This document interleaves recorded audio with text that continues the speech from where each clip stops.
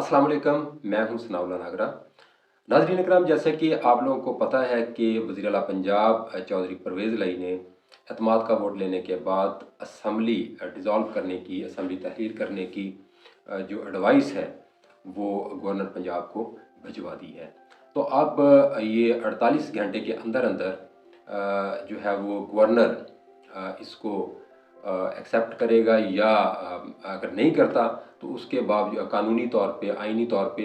वो खुद ब खुद जो है वो असम्बली तहलील हो जाएगी। तो अब जो मामला है वो इलेक्शन की तरफ जाने वाला है और तमाम जमातों ने जो है वो इलेक्शन की जो जनरल इलेक्शन है, ज़ाहिर है असम्बली तहलील हुई है तो उसके बाद ज़िमनी इलेक्शन नहीं होंगे बल्कि अब जनरल इलेक्शन होंगे। तो जनरल इलेक्शन के लिए तैयारियां जो हैं वो शुरू कर दी गई हैं। जमातों ने जो है वो सर जोड़ लिए हैं, तमाम जमातों ने। अब जो मुस्लिम लीग नून है, ज़ाहिर है पंजाब जो है वो मुस्लिम लीग नून का गढ़ है और ख़ास तौर पे वस्ती पंजाब जो है, यहाँ पर मुस्लिम लीग नून को हमेशा जो है वो अक्सरियत मिली है और लाहौर जो है उसको तो वो एक किला कहते हैं अपना। तो इस तरह से मुस्लिम लीग नून की जो आला क़यादत है, लंदन में इस वक्त सियासी सरगर्मियाँ जो हैं वो भी बढ़ गई हैं और वहाँ पर मियां नवाज शरीफ उन्होंने मीटिंग की है पार्टी रहनुमाओं की और आइंदा का जो लाया अमल है उस पर मशावरत की जा रही है कि आइंदा क्या किया जाए।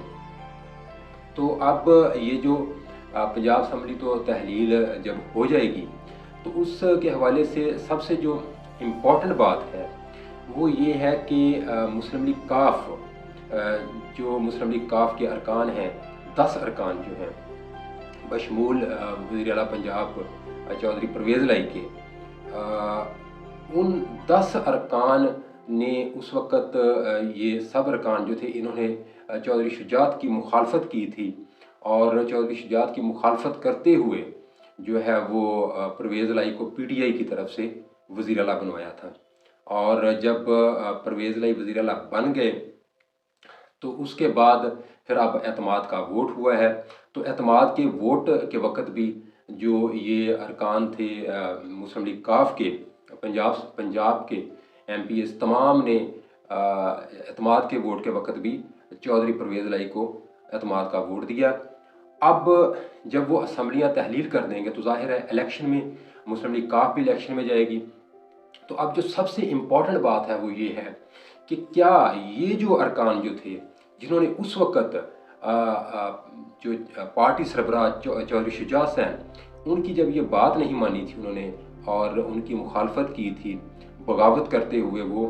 जो है वो इधर PTI की सफ़ों में आ खड़े हुए और PTI का साथ दिया उन्होंने और चौधरी परवेज़ इलाही को वज़ीर आला बनवाया। तो अब जब असम्बलियाँ तहलील हो जाएंगी तो उसके बाद ज़ाहिर है इलेक्शन होने हैं। तो इलेक्शन के लिए देखना ये है कि अब ये जो अरकान हैं ये पार्टी सरबराह मुस्लिम लीग काफ से टिकट लेंगे या नहीं लेंगे। ज़ाहिर है इन्होंने इलेक्शन तो लड़ना है, तो इलेक्शन लड़ने के लिए या तो चौधरी परवेज़ इलाही एक नई जो जमात है वो रजिस्टर्ड करवाएं जो कि इतनी जल्दी मुमकिन नहीं हो सकती, और दूसरी या फिर ये जो है वो PTI के टिकट पे इलेक्शन लड़ें। तो ये भी जो है वो पॉसिबल नहीं है कि वो अपनी मुस्लिम लीग काफ छोड़ के जो है वो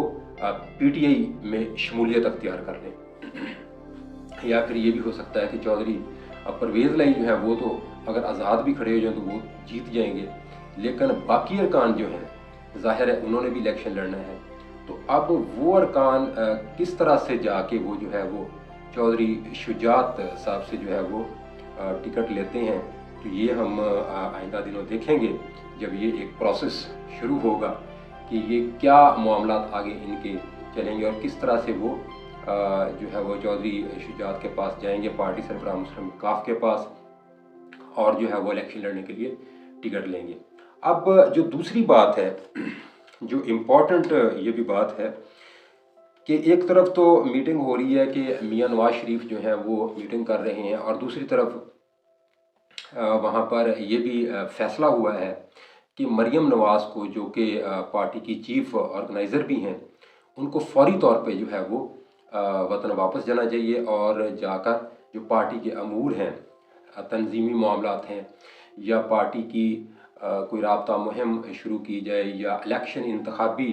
جو عمل ہے وہ شروع کرنا ہے، اس حوالے سے وہ ذمہ داریاں اپنی سر انجام دے گی۔ تو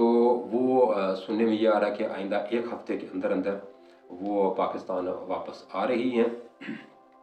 اور اجازت دیجیے، اللہ حافظ۔